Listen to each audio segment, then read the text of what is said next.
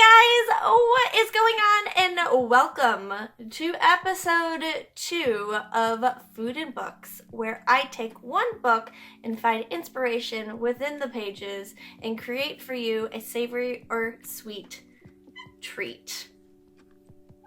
Natalie's here. She's excited.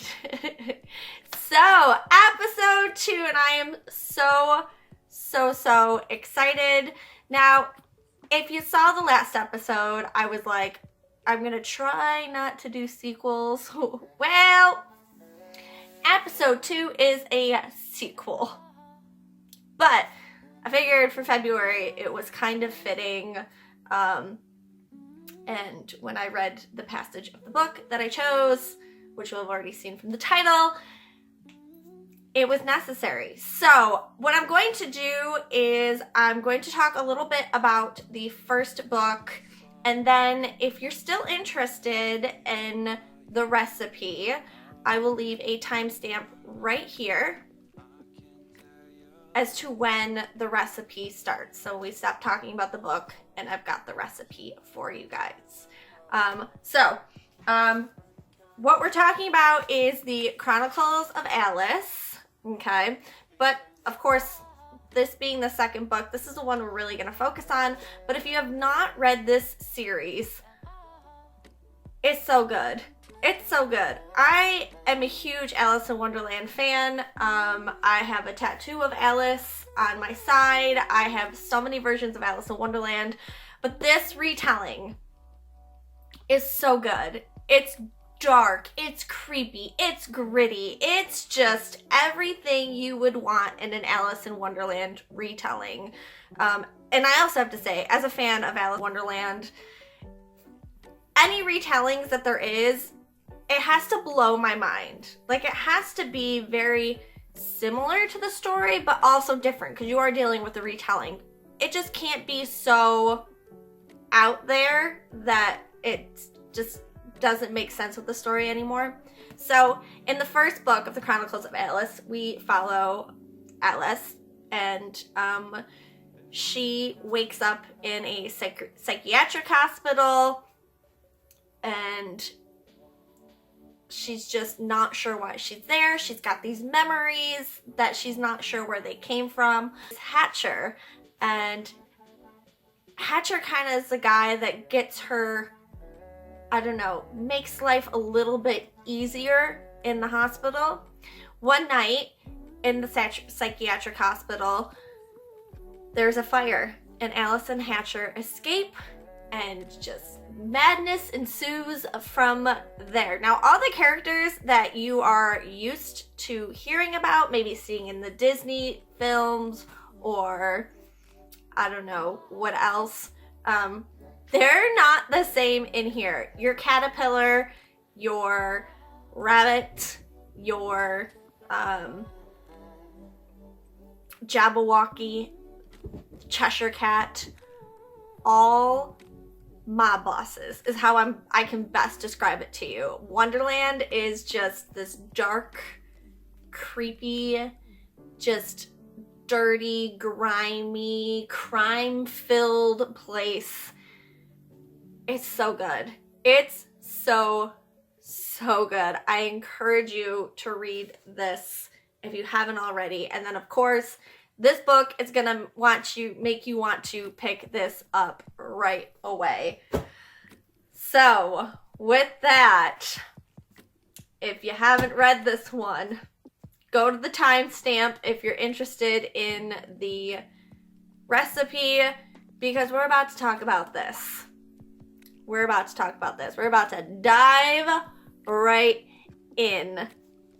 I'll wait. Okay, have you made your decision? Okay, so Red Queen. Oh my goodness. Okay, so we find out about magicians in the first book, and then towards the end of the first book, we find out that Alice is a magician. What? So her and Hatcher are going on this journey. They just got to the end of the tunnel, and what they thought they were going to find at the end of the tunnel is not at all what anybody thought. They thought they were going to find lush green forests, some lush green valleys, and what they find is darkness, ash, and destruction. Yeah, crazy and insane. Hatcher being on this journey to find his daughter, and Alice being on her way there. They meet all these different characters and stuff. Plot twist as to like who the Red Queen is. It's crazy. It's insane. It's really like, I don't know, you have to read this series. I hope I'm selling it good. I'm not very good at describing books, but it's really good. It had me on the edge of my seat. I just wanted to engulf myself in this world, as creepy and just sinister as it was. It was so good. So actually, the recipe that I have chosen for this book kind of comes from Alice's magic. So after her and Hatcher have gotten out of the tunnels and they find that it's just covered in ash and destruction, like I said, they're hungry, there's no more food left. Alice decides to try and use her magic and make some food for her and Hatcher. So, it says, after several attempts, Alice managed to produce 2 small pies, though the pies were inclined to be greasy and the gravy was not very good. 4 pitiful-looking apples and some milk that was so curdled they immediately dumped it to the ground.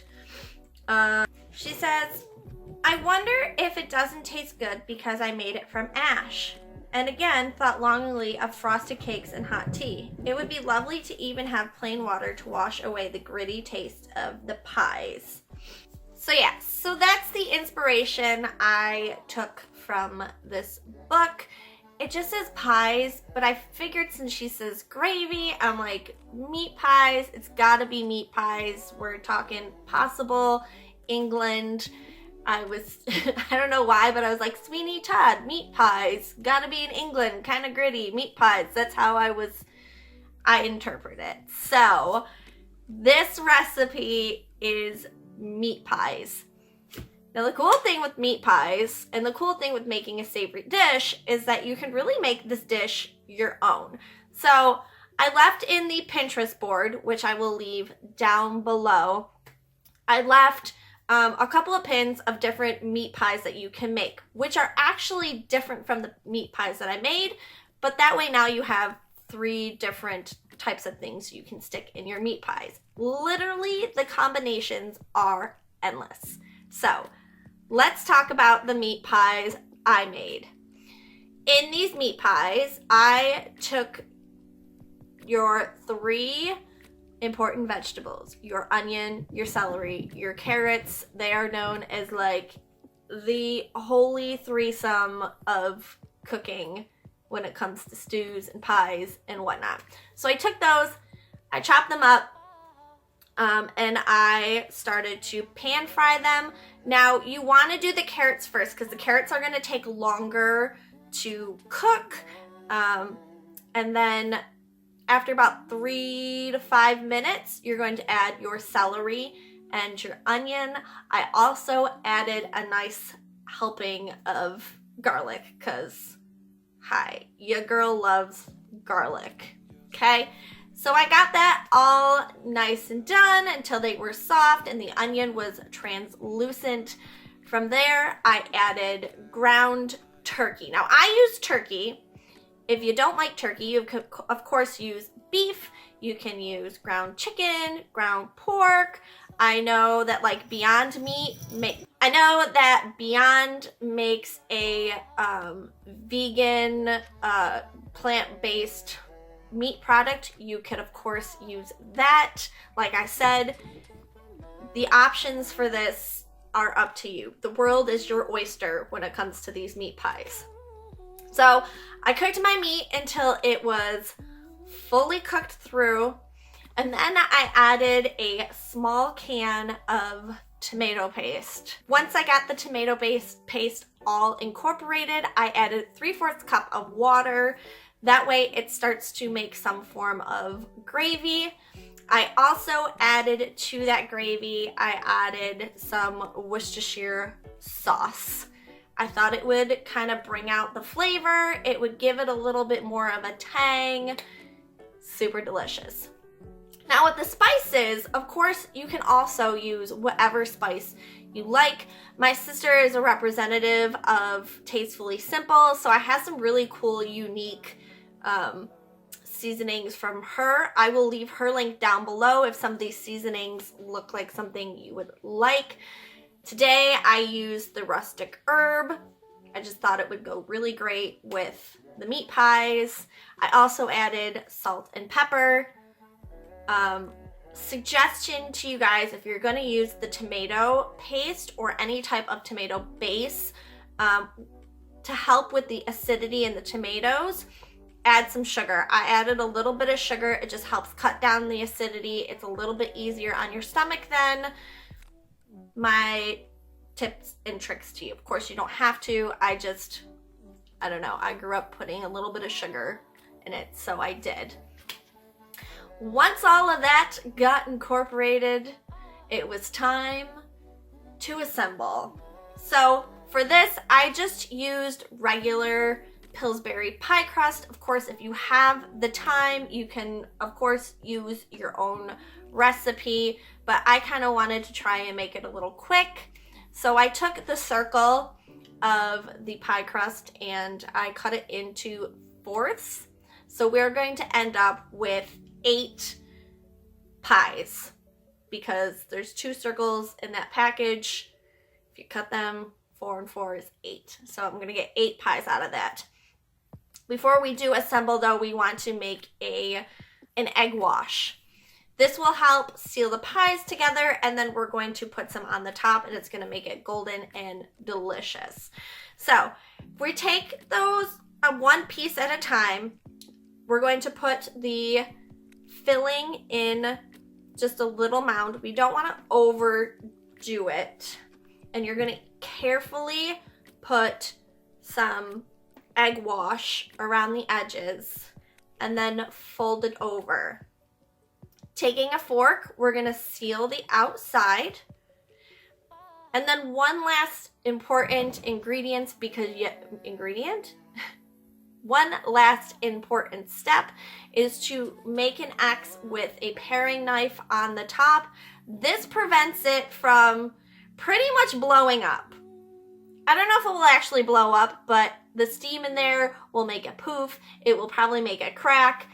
Just, you know, thinking it might explode is a little bit more exciting to say.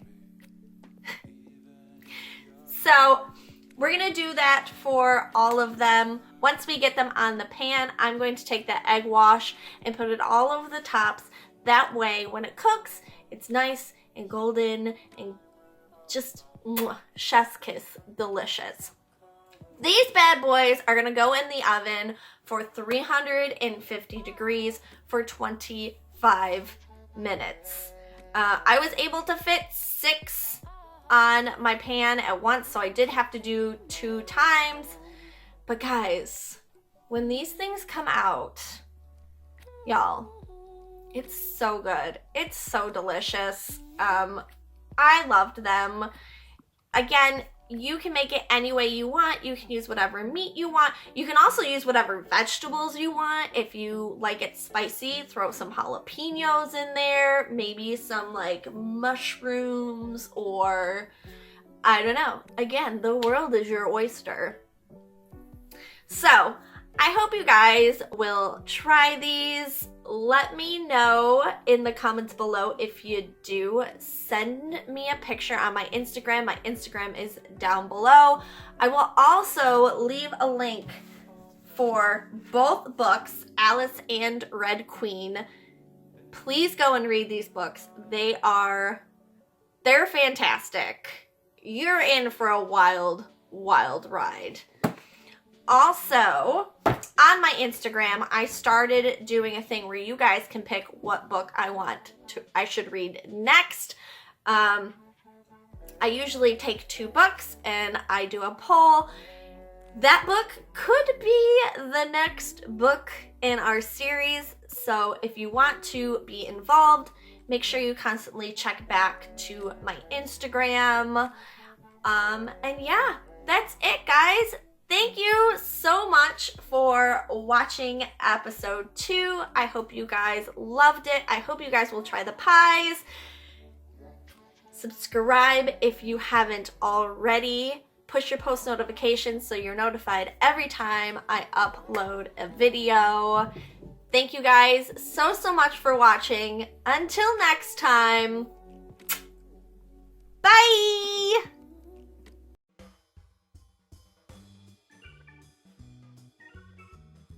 These dang cats were running around the whole time. Also, shout out to my niece who sent me this bow. She's my #1 fan. I love you, Kinsley. I hope you like this video.